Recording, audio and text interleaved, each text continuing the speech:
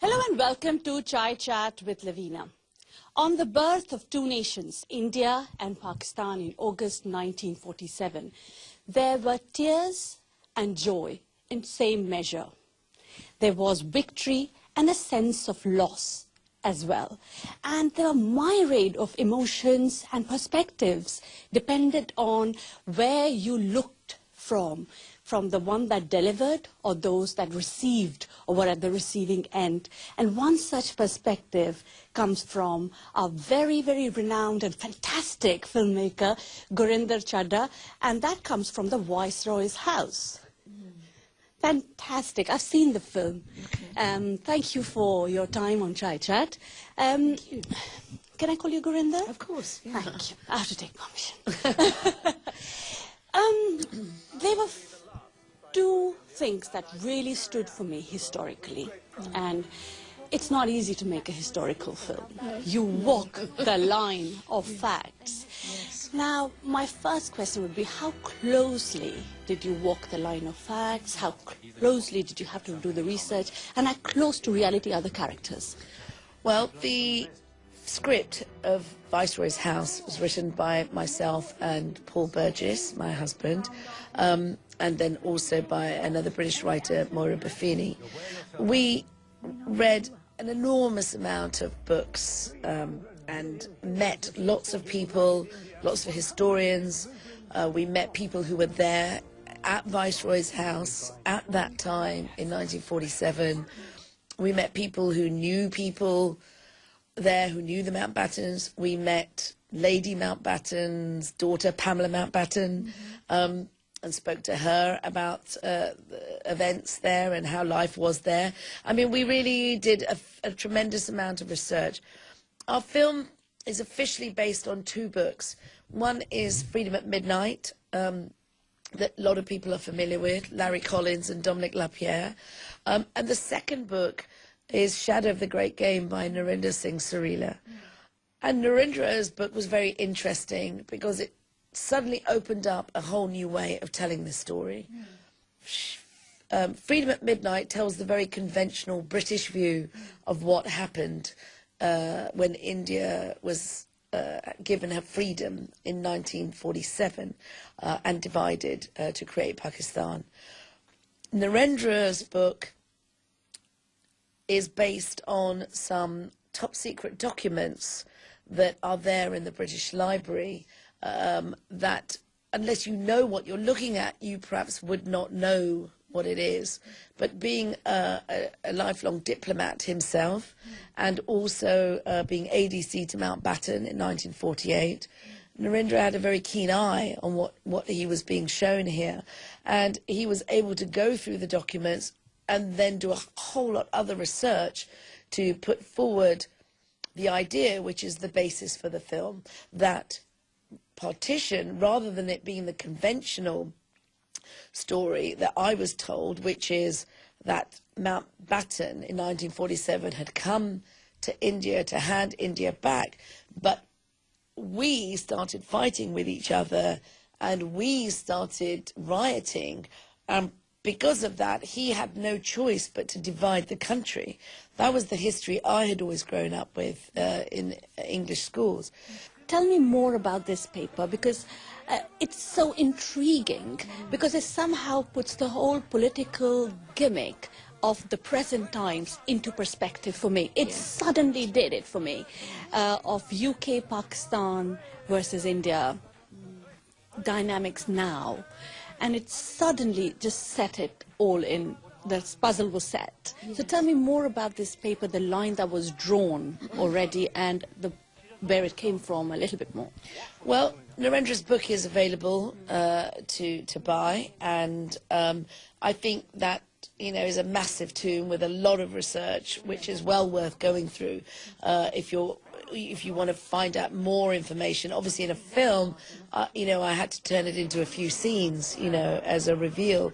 But basically, post the war, 1945, India had been promised its independence, and Churchill knew this. Britain knew they had promised to hand India back.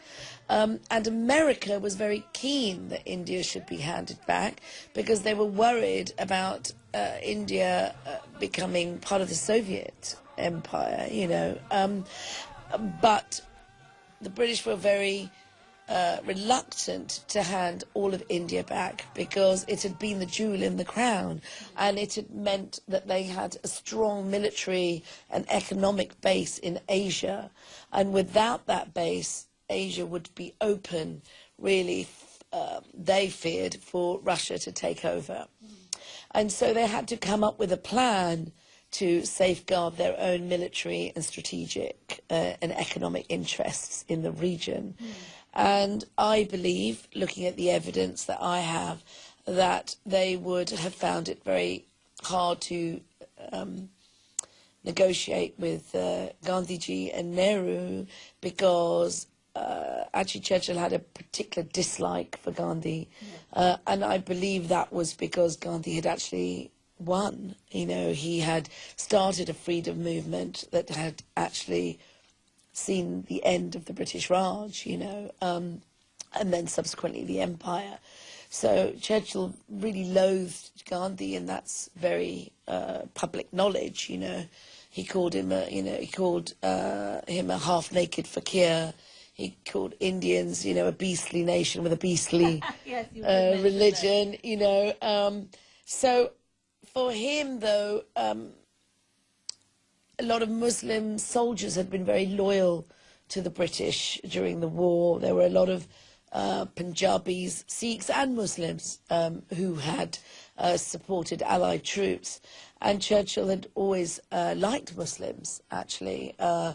He didn't get on with Hindus so much because they had many gods. I'll continue my Muslims had tour one god, after breakfast. and so Miss he could Redding, deal but with that. in the And so I meantime, think that he felt that would there you was put something your to be heads gained here. together And then, with of the course, in the ADCs time and of tradition of rethink divide the and guest rule, list. From now on, when Indians almost were half sort of standing of all together guests for freedom, at all occasions must be Indian. It behoved the British to start dividing. I want to meet Indian women. them. We leave it, we leave them in pain. The second historical fact that really has been a bone of contention, and I have been on the side where you spoke from, which is that Nehru could not agree to Jinnah being the first leader of United India, and that Gandhi really had nothing to do with it. I think it's a very powerful line where you say there's nothing to rejoice, and he was sleeping. So that comes from your research. Yes. Because I read in the parallel, PA, who wrote the book for Gandhi. Tell me more about your research. Yes, on the day independence was announced, while a lot of the country was celebrating, Gandhiji was in Calcutta asleep, you know, and it's a wide-known fact that when one of his, young assistants went, you know, said, should we wake him to see the celebrations? And the other one says no, you know, he feels there's nothing to celebrate. So the India that was made independent at that time was not the India that Gandhi had struggled for all those years. Could have been had Nehru not got stuck. But, you know, Nehru also makes a good point. He says that if Jinnah did become the first Prime Minister, then democratically would he have lasted one term, you know. What I've tried to do in the film is humanize every single person involved and show you the arguments that they were going through in their heads. You know, I think... Heads and hearts. Heads and hearts. I mean, one really sad fact, I think, was that Gandhi was quite sidelined at the time, you know. And it's a tragedy for me that in the scene where the partition document is actually signed by Nehru and Jinnah and Mountbatten asks, you know, well, why hasn't Gandhi attended the meeting? And Nehruji says, well, you know, today he's decided to have a vow of silence. So on that day, that was how he dealt with it. He showed he demonstrated with silence, you know. protest. That was his protest. But was that the right thing at that point? Had he taken to the streets and said, "This is not the freedom I wanted"? Would India have been very different? We just don't know. Yes. Well, when he did take to the streets, he was killed. But anyway, that was very difficult. There was a lot of communal violence happening, and when Gandhi went to those places, it stopped. He went to Noakhali, he went to places in Bengal, and violence stopped when he was there.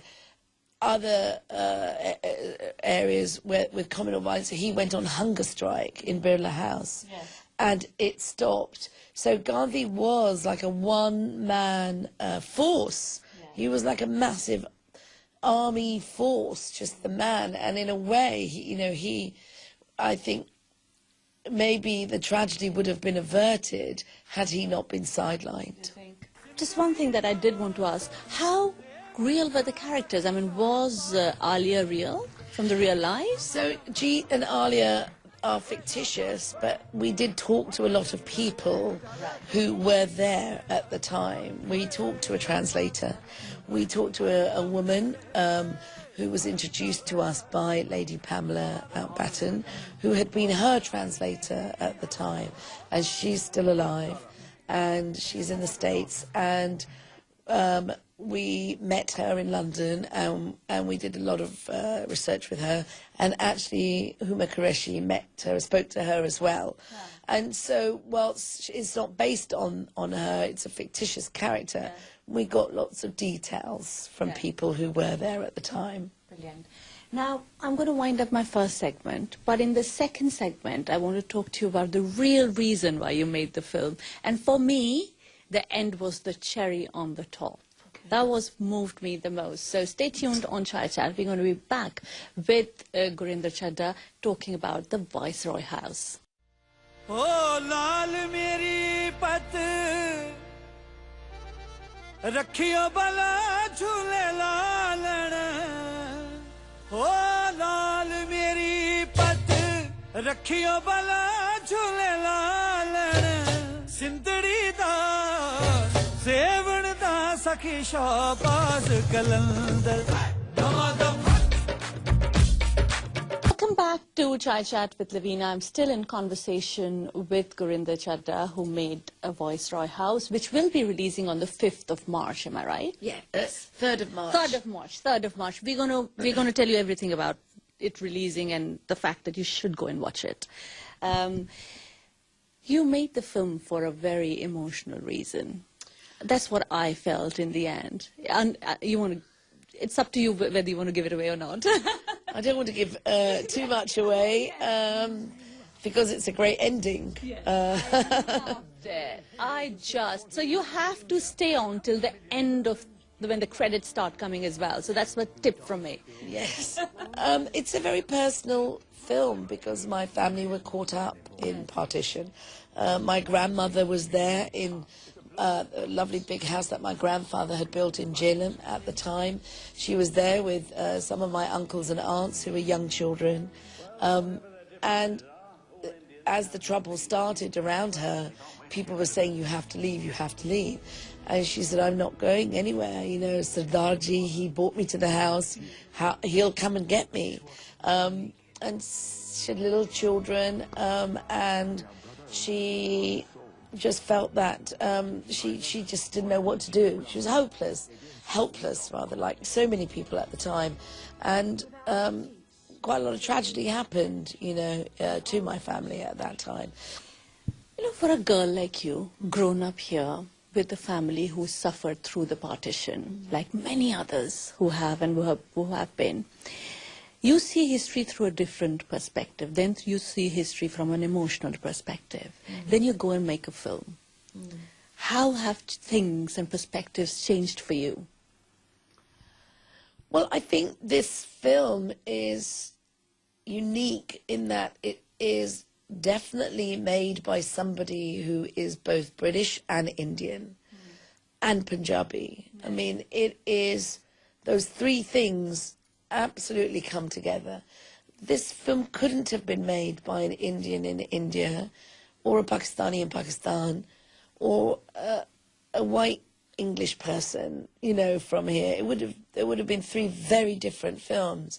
And I think having that sort of plural identity, if you like, allows me to be able to jump into different positions and sort of see the world from different points of view. And so I get to tell my story, from different perspectives. And I think ultimately that's what makes it a unique film from my perspective. Our brothers with one soul. Emotionally, To divide us on religious grounds is against the will Yes, of I God. think it was. I think it's a very Without peace, all touching, other moving dreams film. It's a very perish personal and film are for me. reduced to And ashes. for me, when I've seen audiences India is come a out ship of of the fire. cinemas, it's gratifying for me to see so many people equally moved and touched I don't know what to do. by the film belong and by how personal it is. You So have used me.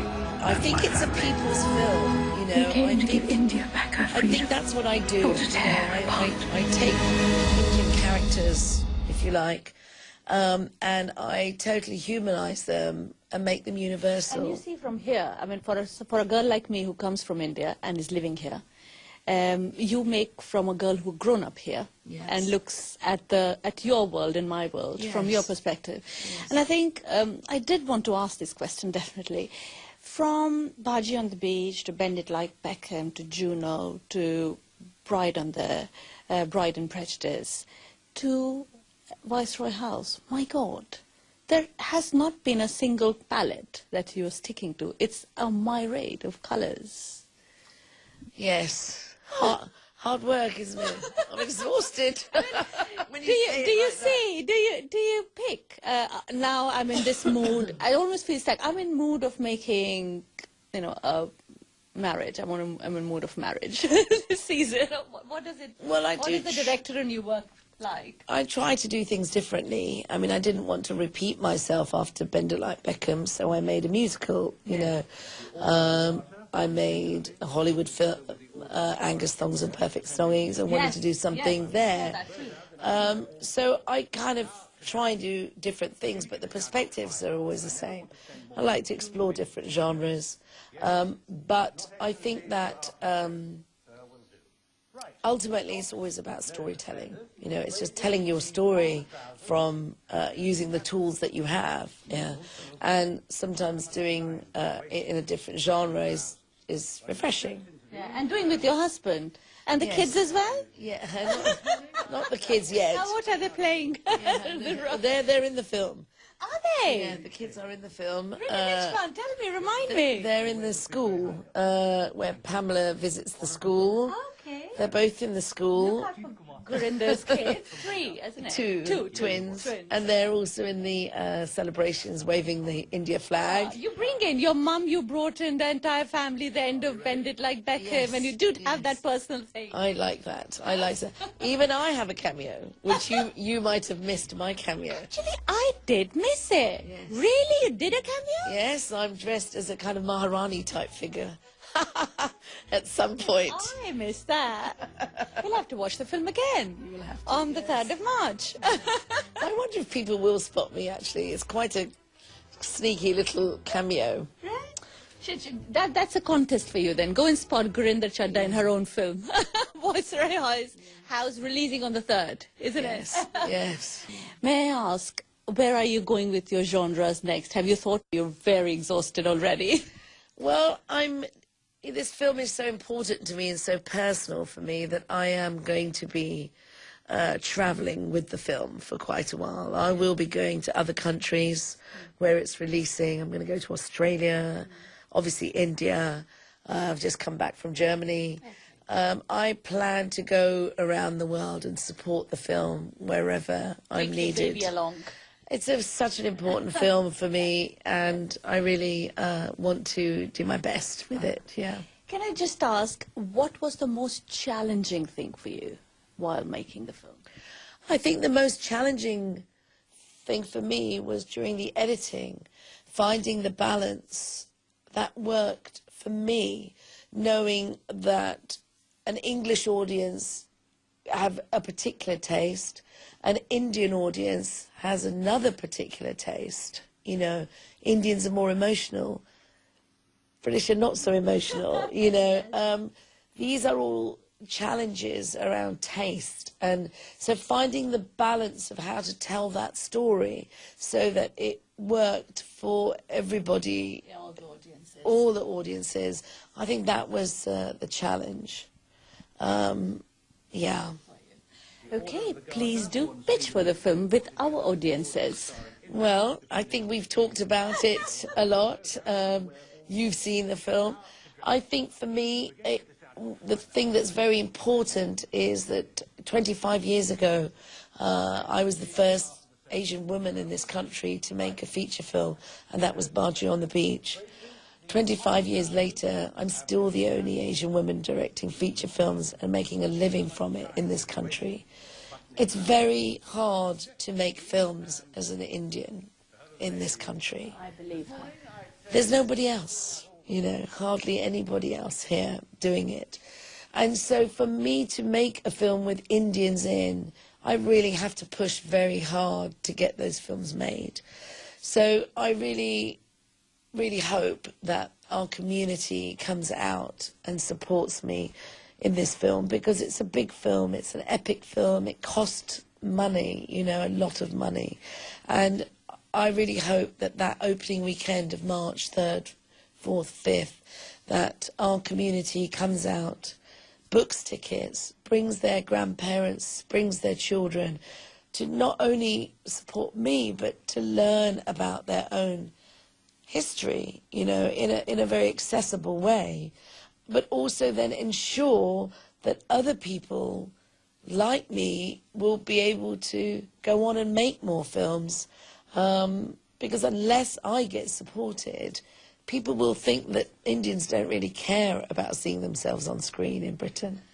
Please do go watch the film on the 3rd of March, and do watch it till the end, till the very, very end. Don't walk out at the credits. Do watch keenly, and that's the only tip I would like to give, because I don't want to give the film away. I'm going to go again with my children as well, because I want my children who are from this environment and are half Indian, half British to see this film. So thank you very much for your time, Gurinder.